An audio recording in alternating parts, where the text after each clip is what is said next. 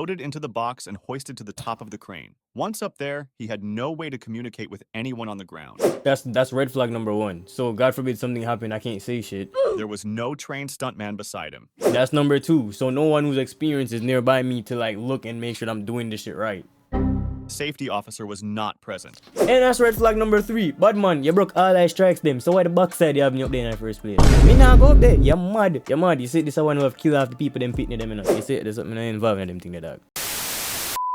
Yo, welcome people. It's the boy Jwiz reaction. Today we're back with another video. Today we are reacting to some more simple pain. We got the worst bungee jumping deaths ever. Now, it's kind of funny that we got this video on the channel right now because if y'all have been on Instagram or Twitter recently, y'all remember that one incident when that lady got thrown off literally with no rope and nothing connected to her? Yeah, that is still crazy to me. I can't put the video up. Usually whenever I'm talking about, I refer to, I'll put like a clip in the video, but I don't want to get demonetized, anything, you know what I'm saying? So yeah, let's not do that. Alright, here we go. The worst bungee jumping deaths ever. Michael Lush. On November 13th, 1986, a 24-year-old self-employed hod carrier named Michael Lush arrived at a BBC rehearsal site in England. He had volunteered for a stunt called Hang 'em High on one of Britain's most popular Saturday night programs, The Late... Alright, I just gotta ask a question before the video even starts. What goes through the minds of like the daredevils and the stuntmen? Like, what kind of like hunger or like inner man do they have that makes them almost invincible to the fear of like falling to their death or something like that? Because these niggas are born differently, bro. I'm not gonna lie. Late Breakfast Show, hosted by Noel Edmonds. The show was famous for involving ordinary members of the public in live stunts. Lush had just been selected for the biggest... Nigga. Nigga, you said they involve ordinary people in live stunts? You're bugging. Okay, yeah, I would pass.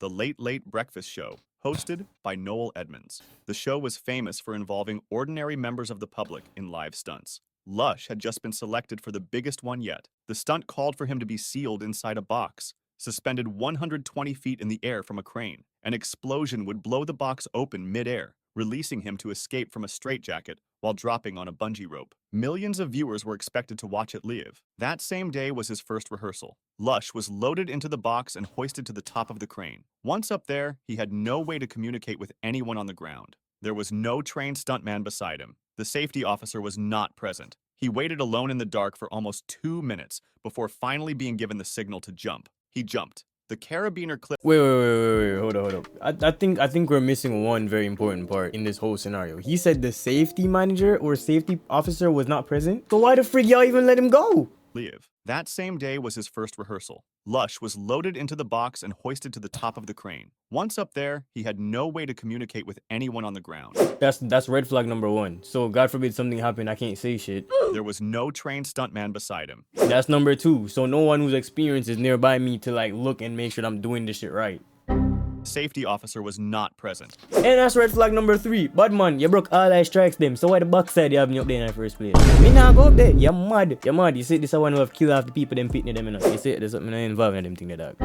He waited alone in the dark for almost 2 minutes before finally being given the... Bro, you don't sit down in that box for a little bit and at least like think to yourself like, yeah, maybe never mind or some shit. Signal to jump. He jumped. The carabiner clip connecting his bungee rope to the crane sprang loose from its eye bolt. The rope that was supposed to catch him fell to the ground beside him. Lush hit the concrete from 120 feet and died instantly from multiple injuries. The inquest later revealed the clip could have been forced open by the weight of a bag of sugar. In testing, it failed 14 out of 20 times. Damn. Nah, that feels like a setup, low-key. What? From multiple injuries. The inquest later revealed the clip could have been forced open by the weight of a bag of sugar. In testing, it failed 14 out of 20 times. The BBC had also ignored advice from bungee specialists who warned that one rope was not enough. Experts had recommended 3. 2 days later, Edmonds resigned and the show was cancelled. The BBC was prosecuted and given a fine of about £2,000. It was one of the most high-profile health and safety prosecutions in British broadcast history. Laura Patterson. Super Bowl 31 was scheduled for January 26, 1997, at the Louisiana Superdome in New Orleans. The halftime show, themed around the Blues Brothers, had a budget of $1.2 million and included a planned sequence in which a team of professional bungee jumpers would perform aerial acrobatics before being simultaneously lowered to the football field. Laura Patterson A 43-year-old veteran circus aerialist from Sarasota, Florida, was part of the 16-member team. Her husband and sister were also in the group. It was her first time bungee jumping. On the evening of January First time. 23rd, Bro, 1996. wow. Yo, like, your first time, dog. I'm pretty sure you should be doing this in a place where, at least, and it was the, oh my god. If you're going to do something for the first time that is life-risking, life-threatening, I do believe that you should do it in a place of practice, a place of safety, where nets are. Not in the real sense. I don't care how many professionals are there. You know what I'm saying? Come on, man. That's your life, bro. The team ran a final rehearsal inside the Superdome. Patterson was attached by her bungee cord to a temporary truss hung 152 feet from the ceiling. Temporary the performance truss. required each jumper to bounce twice, performing acrobatics during each descent before being lowered to the ground on the third drop. Patterson completed her first practice jump. She completed her second. On the third, she was supposed to be controlled down to the floor. Instead, a volunteer managing her cord let out too much line. The cord paid out without resistance. A witness standing in the stadium later said she started into her rotation and then disappeared behind a speaker. The next time anyone saw her, she was on the floor. Patterson struck the concrete of the Superdome head first. She was transported immediately to Charity Hospital and pronounced dead at 10:25 p.m. from massive head injuries. The equipment showed no mechanical fault. Investigators attributed the cause to human error. The Dang, bro.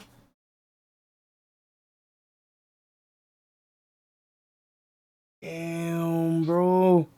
bungee jump segment was cut from the halftime show entirely. A Frito-Lay commercial featuring comedian Chris Elliott bungee jumping was also pulled from the Super Bowl broadcast. Patterson had been in the air for a combined total of seconds across her entire bungee jumping career.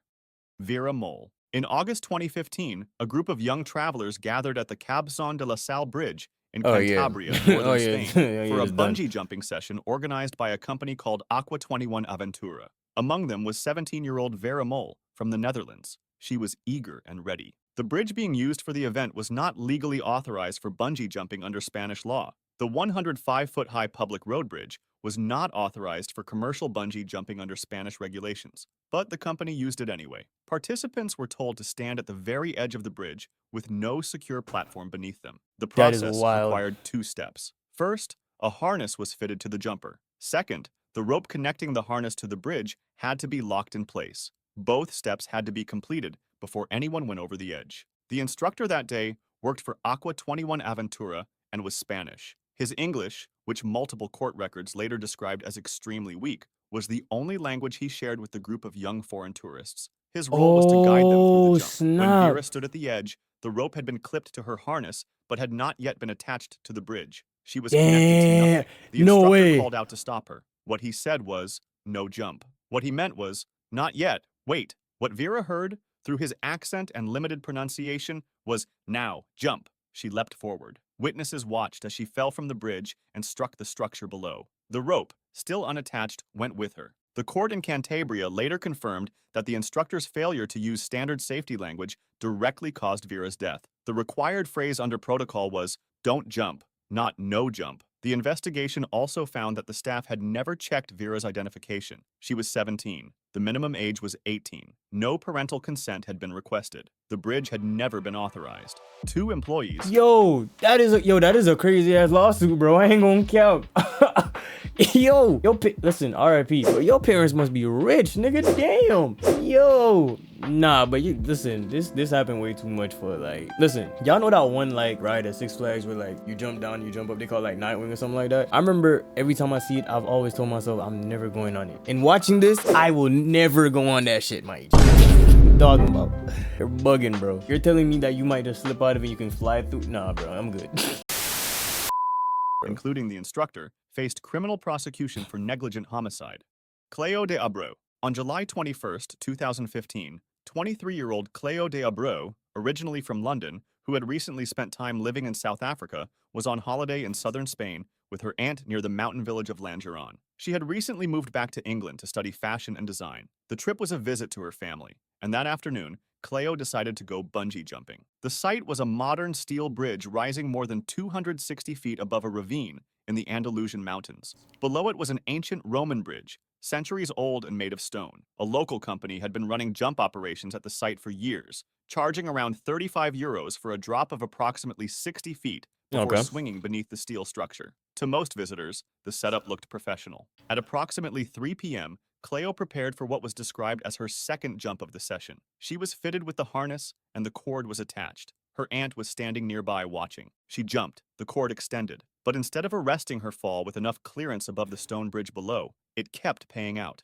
The old Roman bridge sat directly in her path. Cleo struck the stone structure. Witnesses saw her make contact and then hang motionless from the cord. Rescue teams arrived approximately 25 minutes later and confirmed she had died from the impact. Investigators found either a miscalculation with the rope or that the rope had not been fully tensioned at the moment she jumped. Spanish authorities opened a formal investigation. Investigators Damn. found either a miscalculation with the rope. Hey, but here's the thing though, common sense. Why would you set up a bungee jumping, like, alright, like, why would you set up something like that when there's a literal bridge that you can make contact with, God forbid, right below you? You know what I'm saying? Like, in my opinion, if you're gonna set up something like that, let it at least be set up in a way where if it's set up over like water, you know that if you fall and God forbid the rope breaks, you just go into the water. You know what I'm saying? We just gotta swim in there, throw you a floaty or something. You know what I'm saying? Not over solid ground where you know for a fact that the rope breaks flat. You know what I mean? Like, it's a bit much, my G. Or that the rope had not been fully tensioned at the moment she jumped. Spanish authorities opened a formal investigation.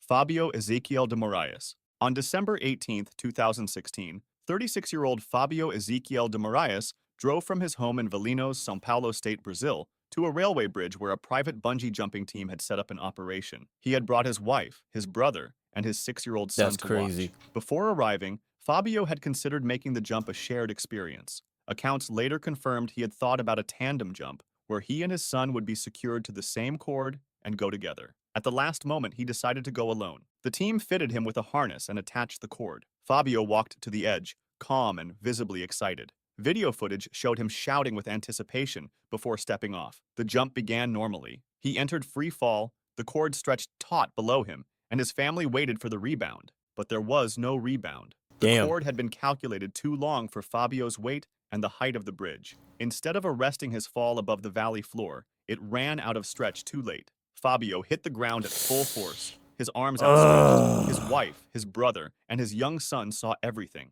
Emergency responders rushed him to a hospital in Mogi Mirim. His injuries were unsurvivable. He died shortly after arriving. Police seized the equipment and launched a criminal negligence investigation. Bro, like, investigators confirmed with all these things, don't they ever think to like just shut down bungee jumping as a whole, bro? Like, I ain't trying to be like that guy to kill someone's fun, but come on, bro. Like, these deaths don't make no sense, bro. Like, the cord length had been miscalculated for his body weight, a failure that had a single direct consequence. imagine the amount of random people that come on here, big people, small people, skinny people, tall people, you know what I'm saying? And human calculation is the only thing that's responsible for this, bro. Crazy, dog. Fabio had gone ahead with the tandem That's like the same amount of guess power they use to make sure there's enough sugars in the Kool-Aid, bro.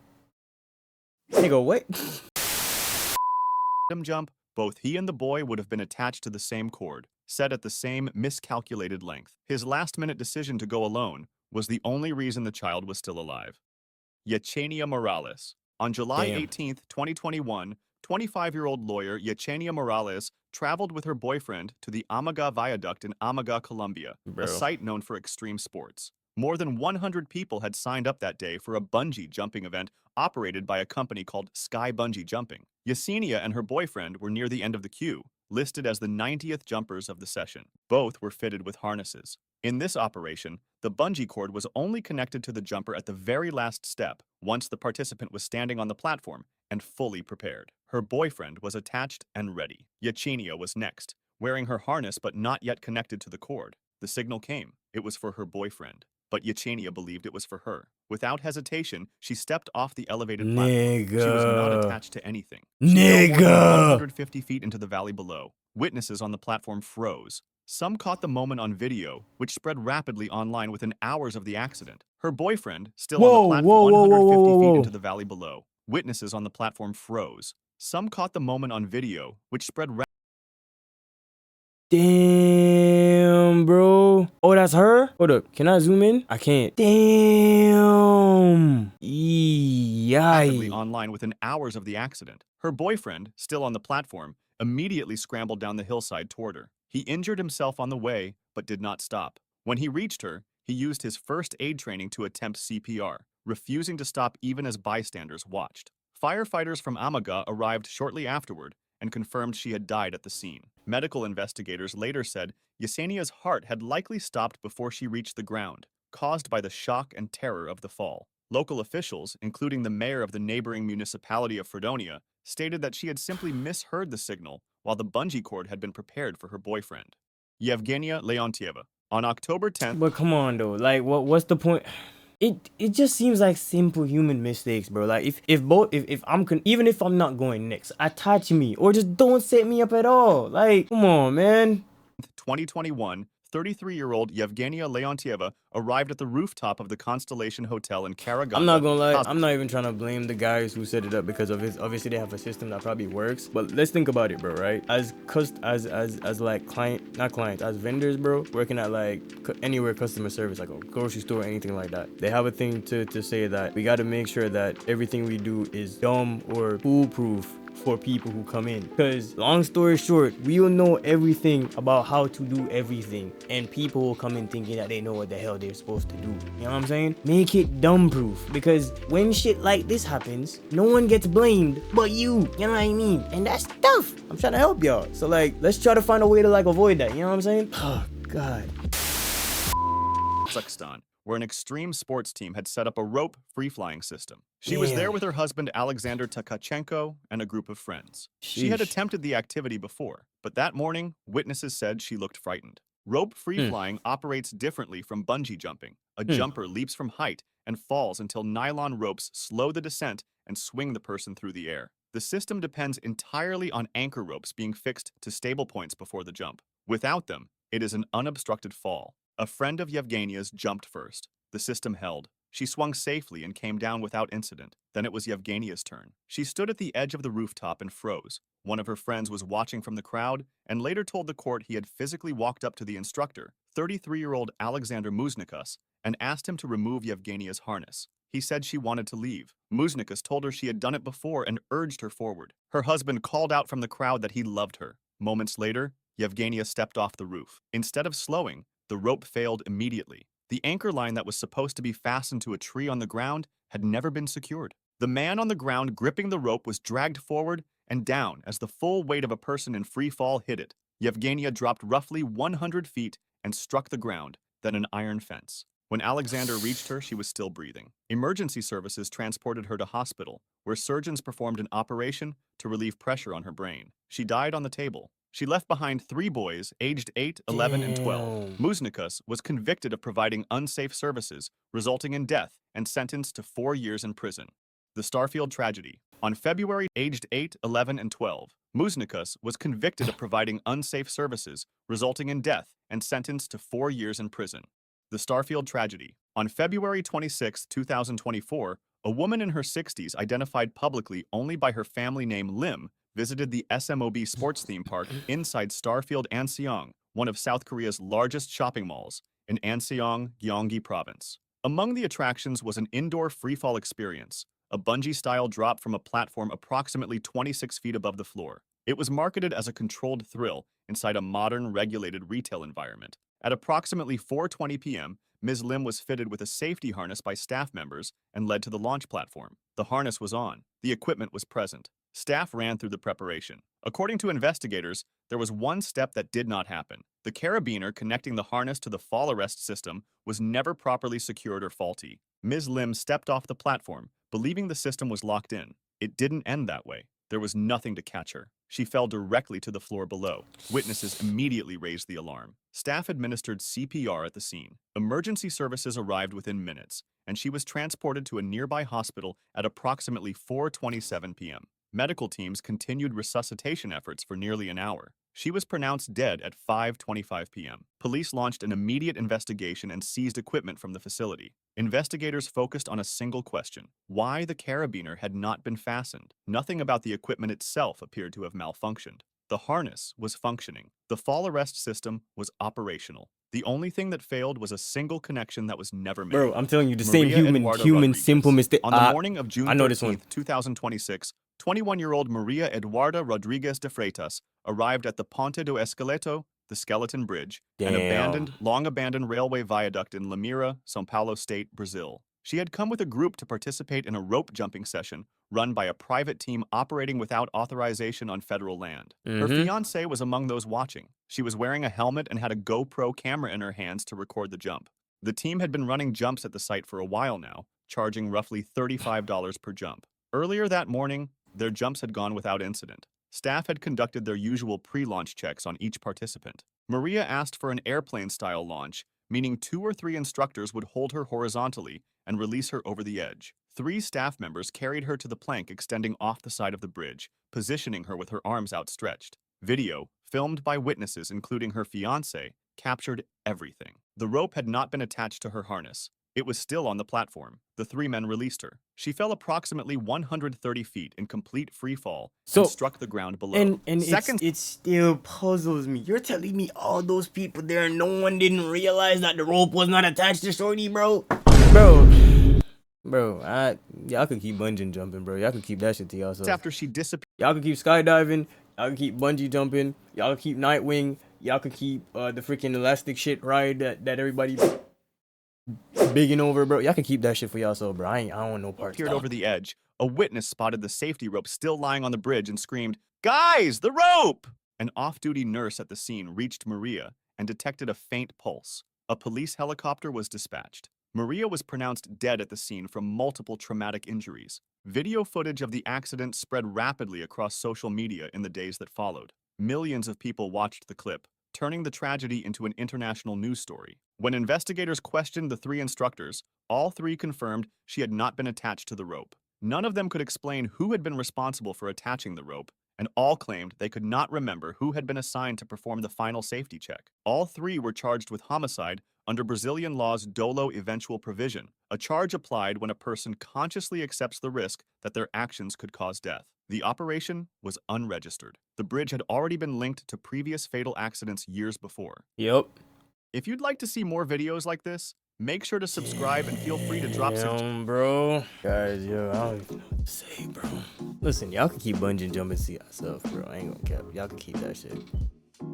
Nah, I don't want no parts, bro.